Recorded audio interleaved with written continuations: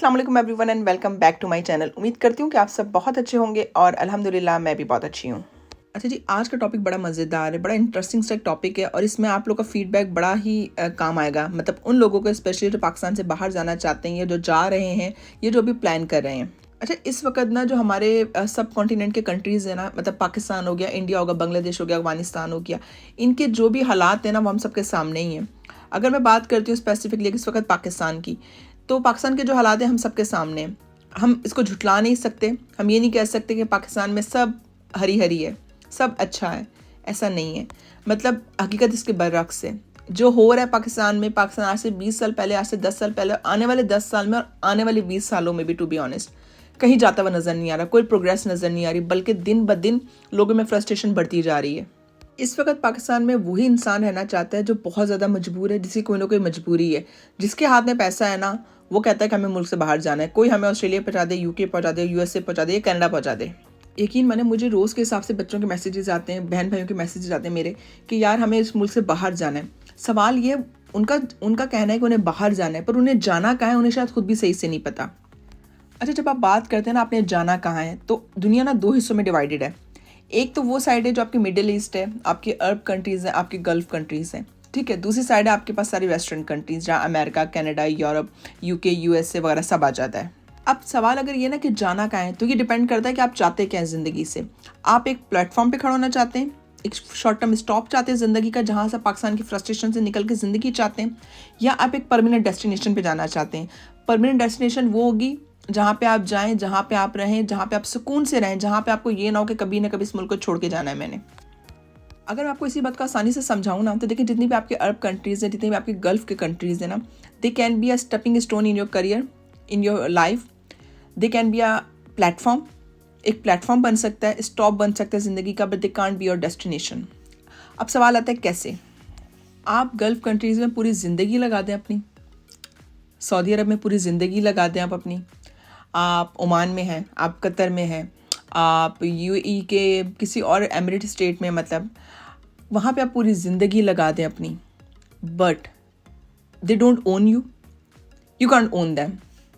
आप उस मुल्क की कभी भी पीआर नहीं ले सकते, कभी भी उस मुल्क की परमानेंट रेजिडेंसी नहीं ले सकते। वो आपके लिए स्टॉप तो बन सकता है जहाँ पे आप रेस्ट करें, कुछ टाइम के लिए आप लग्जरियस ज़िंदगी गुजार लें, जॉब अच्छी से अच्छी कर लें, अपने बच्चों को अच्छा पढ़ा लें, लेकिन after a passage of time you have to go back. 10 साल, 20 साल, 30 साल, 40 साल, 50 साल, लेकिन आफ्टर सम टाइम आपको जाना पड़ता है वापस।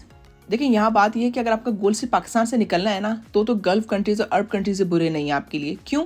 वहाँ जाकर रहना ज़्यादा आसान है as compare to western countries के। वहाँ का क्लाइमेट बिल्कुल हमारे मुल्क के क्लाइमेट जैसे ही है। वहाँ पे भी दबा के गर्मी पड़ती है, हमारे यहाँ भी दबा के गर्मी पड़ती है। अगर आप इस साइड पे आ रहे थे, कनाडा साइड पे, अमेरिका साइड पे, यूके साइड पे, तो यहाँ पे अच्छी खासी ठंड पड़ती है, जो कि हमारे लोगों से अक्सर बर्दाश्त भी नहीं होती। नया नया इंसान जाए, आप इन कंट्रीज़ में जाए तो आपको कोई कल्चरल शॉक नहीं मिलता। यहाँ पर भी आपको बिल्कुल अपने ही मुल्क जैसा माहौल मिलता है। वही आदमी कमीज शलवार पहन के घूम रहे होते हैं, ख़वातीन अबाया पहन के घूम रही होती हैं, अज़ानों की आवाज़ें आ रही होती हैं मस्जिदों में। मतलब ना रमज़ान हो, अगर शब बारात हो, शब कदर हो, तो पता चल रहा होता है इन कंट्रीज़ में जाकर। यहाँ पे आपको जो सैलरी मिलती है वो आपको टैक्स फ्री सैलरी मिलती है। कोई टैक्सेशन सिस्टम ऐसा नहीं है कि आप बोलें कि हैवी टैक्सेस आपको पे करने, ज़्यादातर सैलरी आपकी जेब में जा रही होती है यहाँ पर। अगर आप बात करते हैं ना कि सऊदीया ने रिसेंटली टैक्सेस लगाए, अभी मतलब टैक्स चार्ज करना शुरू किया, लेकिन सऊदीया फिर भी इतने टैक्सेस आपसे चार्ज नहीं करता जितने वेस्टर्न कंट्रीज चार्ज करते हैं। वो वहाँ पर टैक्सेस 2 गुना ज़्यादा, 3 गुना ज़्यादा है सऊदीया के मुकाबले में। तो सऊदीया के टैक्सेस बियरेबल है as compare to western countries के टैक्सेस। अगर आप बात करें ना कि जितनी भी आपके गल्फ़ कंट्रीज है, एमिरेट्स के कंट्रीज है, दुबई हो गया, आप ये कह लीजिए, मतलब ये पाकिस्तान से बहुत करीब है। खुदा ना खासा आपके घर में कोई बीमार है, किसी का इंतकाल हो गया, तो आप फौरन पहुंच जाते हैं। आपको ये नहीं होता कि यार अब ऑस्ट्रेलिया से अगर आ रहा हूँ तो मैं पूरा दिन लगा के आऊँगा, 24 घंटे की फ्लाइट लेके आऊँ, अमेरिका से आऊँगा तो 22 घंटे की फ्लाइट लेके आऊँ। लेकिन अगर आप इन कंट्रीज़ में होते हो तो चांसेस होते हैं कि आप अपनों की खुशी और गम में शरीक हो जाएं। देखिए खुदा ना खासा अगर किसी के नसीब में ना लिखा हो ना, किसी का मुंह देखना मरते हुए इंसान का आखिरी वक्त में, तो आप लाहौर से कराची भी नहीं पहुँच सकते। लेकिन ज़्यादातर ये होता है कि जब आप इन कंट्रीज़ में होते हो तो आपके पास चांसेस स्ट्रॉन्ग होते हैं कि आप पहुँच जाएंगे। इन मुल्कों में भी मेड रखने का बड़ा रिवाज है, हाउस हेल्प रखने का बड़ा रिवाज है। जितने भी लोगों को मैं जानती हूँ, जो मेरे फ्रेंड्स वगैरह रहते हैं, दुबई साइड पे रहते हैं या फिर गल्फ साइड पे रहते हैं, उनके घर में उनके घर में ना मेड्स लगी हुई हैं। मतलब ये वही लोग हैं जो पाकिस्तान में खुद गिलास उठ के नहीं हिलाते हाथ से, तो वहाँ भी उनको यही हेल्प हासिल है। जबकि आप वेस्टर्न साइड पर आ जाएँ तो ऐसा यहाँ पे कोई सिस्टम नहीं है। आप खुद ही घर की मासी हैं, खुद ही घर की मालकिन हैं। आपको इस साइड पे घर भी बड़े बड़े मिलते हैं, मतलब लग्जरियस पॉश घर मिलते हैं। एक लग्जरियस लाइफ जिसे आप कहते हैं ना, कि वो आपको ना गल्फ में एंजॉय करने को मिलती है। पाकिस्तान की बात आई बिलीव, यहाँ पे स्कूल प्राइवेट होते हैं लेकिन आपको अच्छे से अच्छे तालीम मिल जाती है, बच्चा आपके अच्छे से अच्छे स्कूलों में पढ़ जाता है। लेकिन इन सब चीज़ों के बावजूद जब आप बात करती ना परमानेंट रेजिडेंसी की, रहने की, तो ये कंट्री आपको ये ऑफर नहीं करता। तो मैं इसको हमेशा कहती हूँ ये आपके लिए प्लेटफॉर्म तो है, स्टॉप तो है, जहाँ पे आप रह के लग्जरियस जिंदगी इंजॉय करेंगे टाइम तक। लेकिन जिस दिन इस मुल्क के रूल चेंज होते हैं उस दिन आपने वापस चले जाना है। मतलब मुझे अच्छी तरह से याद है जब सऊदी ने लगाए थे ना टैक्सेस सिस्टम, तो उस वक्त भी बहुत सारी पाकिस्तानी फैमिलीज पाकिस्तान दोबारा मूव कर गई थी, इंडियन फैमिलीज इंडिया मूव कर गई थी, क्योंकि वो टैक्सेस अफोर्ड नहीं कर पा रहे थे, क्योंकि वो लगाया उन्होंने पर डिपेंडेंट टैक्सेस लगाए हुए। आई थिंक इस वक्त वो चार्ज कर रहे हैं 4800 4900 पर परसेंट चार्ज करते हैं पर डिपेंडेंट आपके घर का। तो जिस घर में 4 या 5 बच्चे हैं, मियाँ बीवी हैं, तो सोचो वो कितने पे टैक्सेस दे रहे होंगे ना। तो लोग वो नहीं अफोर्ड कर पा रहे, तो उन्होंने क्या किया, अपनी पूरी फैमिली पाकिस्तान शिफ्ट की है, इंडिया शिफ्ट की हुई है, और जो घर के डिपेंडेंट मतलब जो सरबरा हैं वो वहाँ रह के कमा रहे हैं, पर उनकी ये मुशक्क़त सारी ज़िंदगी की है। अच्छा देखिए, मैं यूके के बारे में हमेशा कहती हूँ कि यूके में मुशक्क़त है। यूके में जो मुशक्क़त है, ऑस्ट्रेलिया, कनाडा, अमेरिका भी ले लें आप, यहाँ पे मुशक्क़त है शुरू के कुछ सालों में। आप शुरू के 10 साल आप कह लें रफली अमाउंट, एक शुरू के 10 साल आप जितने भी वेस्टर्न कंट्रीज़ में जाते हैं ना, 10 साल आपके लिए मुशक्क़त है। 10 साल बाद आप ज़िंदगी के हैबिचुअल हो जाते हैं, आपकी ज़िंदगी थोड़ी सी एक रवानी में आना शुरू हो जाती है। लेकिन आप जितने भी गल्फ़ कंट्रीज़, अरब कंट्रीज़ में रहते हैं ना, यहाँ सारी ज़िंदगी की मुशक्क़त है, ये ना ख़त्म होने वाली मुशक्क़त है। जो इन कंट्रीज़ में मुशक्क़त है ना वेस्टर्न साइड पे, वो थोड़े अरसे के लिए, लेकिन उसका एक गेन है, उसका एक ना लॉन्ग टर्म आपको फ़ायदा हो जाता है। शुरू में आपको प्रॉब्लम होती है, देखिए जब आप नए आते हैं ना, बड़ा कल्चरल शॉक मिलता है। हम लोग बिल्कुल अलग तरह से रहते हैं, हमारा रहन सहन अलग है, इंडिया पाकिस्तान और बांग्लादेश वगैरह का, इन लोगों का रहन सहन बिल्कुल अलग है। मतलब आप नए आए हैं तो आपको बड़ी हैरत होती है कि ये लोग सुबह दुकानें खुल के बैठ जाते हैं, शाम 7-8 बजे दुकानें बंद करके अपने घरों को। हमारे यहाँ तो आदत होती है ना कि 12 बजे दुकानें खुलती हैं और रात को 2-3 बजे तक दुकानें खुली रहती हैं। तो इनको बिल्कुल अलग ही सिस्टम है। ये मुल्क एक सिस्टम पे चल रहे हैं, यहाँ पे कोई लॉ से ऊपर नहीं है। मतलब अगर यहाँ का MP भी है ना, कोई आपका मेयर भी है ना, अगर वो भी गलती कर रहा है ना, तो उसको भी चालान भरना पड़ता है, और एक आम बंदे को भी चालान भरना पड़ता है अगर वो गलती कर रहा है।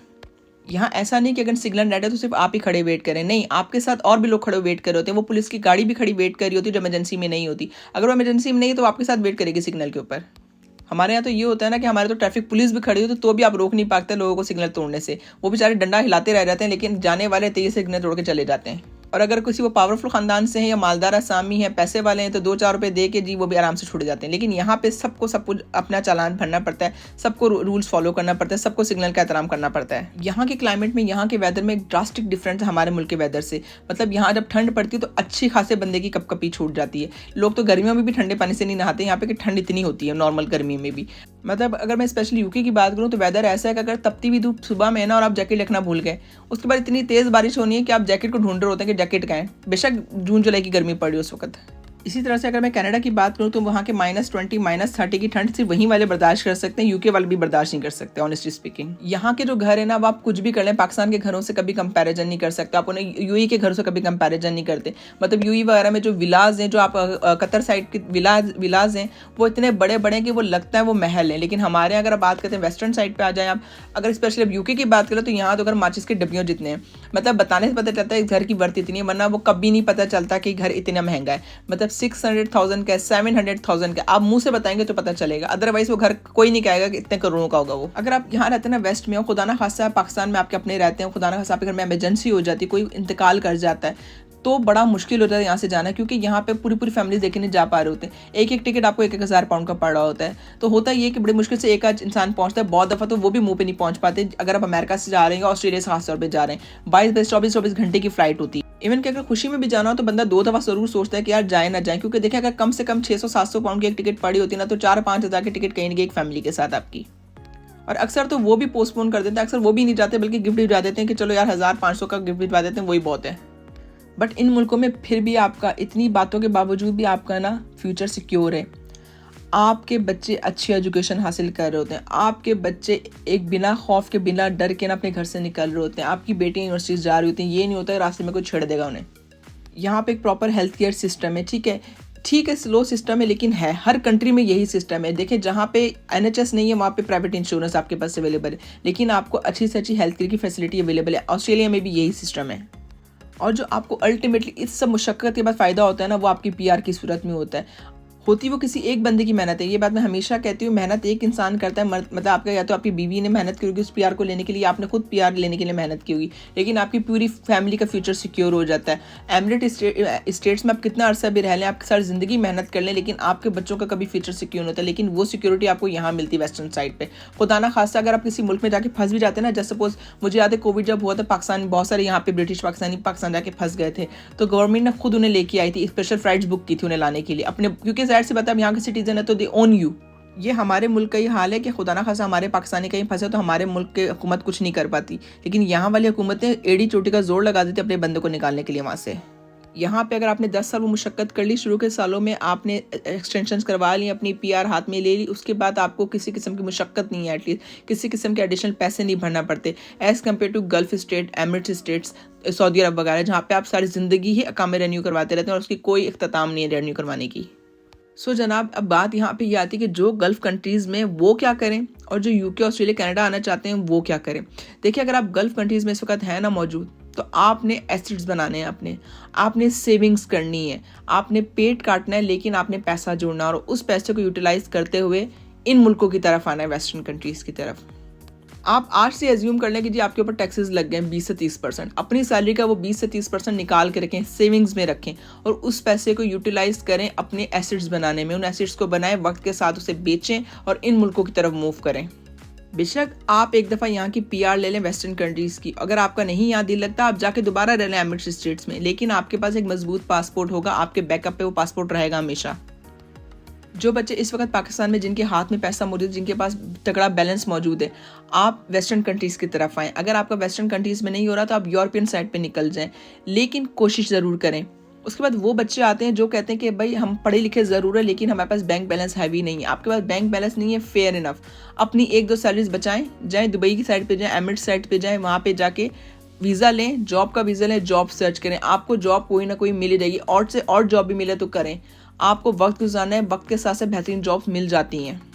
कहने वाले कहते हैं ढूंढने से तो खुदा मिल जाता है, तो फिर ये जॉब्स क्या होती हैं? ये भी मिल जाती हैं, मुशक्कत करने वाली बात है, मेहनत करने वाली बात है। अगर आप उन लोगों में से जो उठ के गिलास भी नहीं ला सकते तो भाई ये आपके बस की बात नहीं है, आप वहीं रहें जहाँ इस वक्त बैठे हुए हैं। अब बात आती है उन लोगों की जो अपनी लेट 30s में चल रहे हैं, जो 40s में चल रहे हैं, जिनके पास पैसा है, अब वो कहाँ जाएं? जो नहीं चाहते हम पढ़ें यहाँ पे आके, तो भाई आप इन्वेस्टमेंट वीज़ा लें, यहाँ पे इन्वेस्टमेंट वीज़े मिलते हैं, यहाँ पूरे पूरे बिजनेसेस बिकते हैं। आप अमेरिका साइड पे जाएं, वहाँ सबवेज बिकते हैं, पूरे पूरे पेट्रोल पंप्स बिक रहे होते हैं, आप वो बाय करें। आपको जाना पड़ता है, ये नहीं होता कि वहाँ से आपको कोई ढूंढ के ला दे, नहीं, ढूंढ के लाने वाला कोई चक्कर नहीं होता, खुद मेहनत करना पड़ती है। अगर आप अपने लिए हाथ नहीं हिलाएंगे तो कोई आपके लिए मेहनत नहीं करेगा, आपको लेना पड़ता है वीज़ा जाएँ, वहाँ पर जाके सर्च करें, आपको मिलते हैं वहाँ पर। अब प्लीज़ खुदारा ये ना कहिएगा कि यूके ही आना है, यूके के अलावा भी दुनिया मौजूद है। यूके नहीं तो ऐसा नहीं है कि दुनिया में और कुछ नहीं है, बड़े अच्छी अच्छी जगहें रहने के लिए, लेकिन अपना ज़रा सा मार्जिन बढ़ाएं, अपना ज़रा सा स्कोप बड़ा करें। मैं उन लोगों को जानती हूँ भाई जिनको ना दुबई वगैरह में जॉब्स ऑफर हुई हैं, गल्फ़ कंट्रीज़ में जॉब्स ऑफर हुई हैं, उन्होंने कभी हमने यहाँ नहीं जाना, हमने तो यूके अमेरिका ही जाना है। अच्छी खासी जॉब्स को उन्होंने लात मारी है कि हम नहीं जाते इन कंट्रीज़ में, हमें कोई फ़ायदा नहीं है, पीआर नहीं मिलने, तो हम पाकिस्तान में रहे बेहतर है। अरे भाई, मतलब आप वहाँ के भी नहीं रहे और आप यूके अमेरिका भी नहीं पहुँच सके, और इस वक्त आप वहीं बैठे हैं जहाँ पे आप पहले थे। बेहतर है अगर अपॉर्चुनिटी के हाथ में आ रही तो उसको अवेल करें, लालच ना करें। लालच से कुछ ज़िंदगी में बनता, सब्र से बनता है। अच्छा, बस मुझे अभी बात करते करते बात याद आई है कि देखिए हमारे मुल्क में ना एक और सिस्टम भी है कि बहुत से लोग ऐसे हैं जो स्किल्ड नहीं है, जो तालीम याफ्ता नहीं है, लेकिन पैसे वाले हैं, उनके पास पैसा मौजूद, बिजनेसेस के थ्रू अर्न किया हुआ है, उन्होंने अपनी सेविंग्स के थ्रू अर्न किया हुआ है, ज़मीनें बेच के उनके पास पैसा है। तो वो अगर यूरोप साइड पे नहीं पहुंच पा रहे, वेस्टर्न साइड पे नहीं पहुंच रहे, तो go buy a business in Emirates states, वहाँ बिजनेसेस बाय करें, वहाँ पे अपने एसेट से एसेट बनाएं, पैसे से पैसा बनाएं, then you can move toward these countries. याद रखेंगे, बिजनेसेस को एक्सपेंड करने के लिए, जब आप बिजनेस को एक्सपेंड करना चाहते हैं, हर कंट्री वेलकम करती है, हर कंट्री बिजनेस चाहती है। अगर आप अच्छा सा बिजनेस इस्टेब्लिश कर लेते हैं उन कंट्रीज़ में, तो इन कंट्रीज़ में उस बिजनेस को एक्सपेंड कर सकते हैं, उस बिजनेस को इस कंट्री में बढ़ा सकते हैं। सो जनाब, अल्टीमेट बात यह है कि जितनी भी आपकी अरब कंट्रीज़ हो गई हैं, जितनी भी आपकी गल्फ़ कंट्रीज़ कह लें, या अब जितनी भी आप कह लें एमिरेट्स स्टेट्स हैं, ये आपके लिए एक स्टॉप तो ज़रूर है, ये एक प्लेटफॉर्म तो ज़रूर है, पर ये आपका फुल स्टॉप नहीं है, ना ही आपका फुल स्टॉप होना चाहिए। ये आपकी डेस्टिनेशन नहीं है, ये आपको टेम्परेरी तो बन सकता है, सुकून, टेम्परेरी लग्जरी ज़िंदगी तो मिल सकती है, लेकिन ये आपके लिए डेस्टिनेशन है। डेस्टिनेशन वही कंट्री बनती है जहाँ पर आपको जॉब सिक्योरिटी मिले, जहाँ पर आपको परमानेंट रेजिडेंटशिप मिले, जहाँ पर आपको एक सुकून की ज़िंदगी हो, इन मतलब ना रिन्यूअल के चक्रों से बाहर निकलें, जहाँ पर बाकी जनाब अल्लाह ताला ने इंसान का जितना दाना पानी लिखा है और जहाँ का दाना पानी लिखा है इंसान ने वहीं अल्टीमेटली पहुँच जाना है। लेकिन मेहनत करना आप पर फ़र्ज़ है, मुशक्क़त करना आप पर फ़र्ज़ है। आपने वो मेहनत और मुशक्क़त अपने हिस्से की पूरी करनी है। अल्लाह ताला भी उस कौम की मदद नहीं करता जो अपनी मदद खुद ना करना चाहे। आप दूसरों पे रिलाई नहीं कर सकते कि आप उससे बोल दें वो आपकी मदद कर दे या वो आपकी मदद कर दे। आपने अपनी मदद खुद करनी है, अपने कंफर्ट जोन से बाहर निकलना है। बाकी जनाब आज का व्लॉग बस यहीं एंड करते हैं। उम्मीद करती हूँ कि आज का व्लॉग आपके लिए समहाउ हेल्पफुल रहा होगा। समहाउ ये व्लॉग आपको डिसीजन मेकिंग करने में आसानी करे, आपको ये मतलब डायरेक्शन देने में आसानी करे कि आपको जाना कहाँ चाहिए, स्टार्ट कहाँ से लेना चाहिए। बाकी मेरी दुआ है कि अल्लाह ताला हम सब के हक में बहुत बेहतर करे, हमें हलाल रिस्क की तौफीक दे और जहाँ पे भी रखे हमें बस खुश रखे, सुकून से रखे। आमीन। चलें जनाब आज के ब्लॉग बस यहीं एंड करते हैं। इंशाल्लाह नेक्स्ट ब्लॉग में आपसे फिर मुलाकात होगी। तब तक अपना बहुत ख्याल रखेंगे, मुझे दुआ में याद रखेंगे। अगर आपको आज का ब्लॉग अच्छा लगा तो please do like share and subscribe to my channel. Thank you so much. Have a nice day. Bye bye. Take care.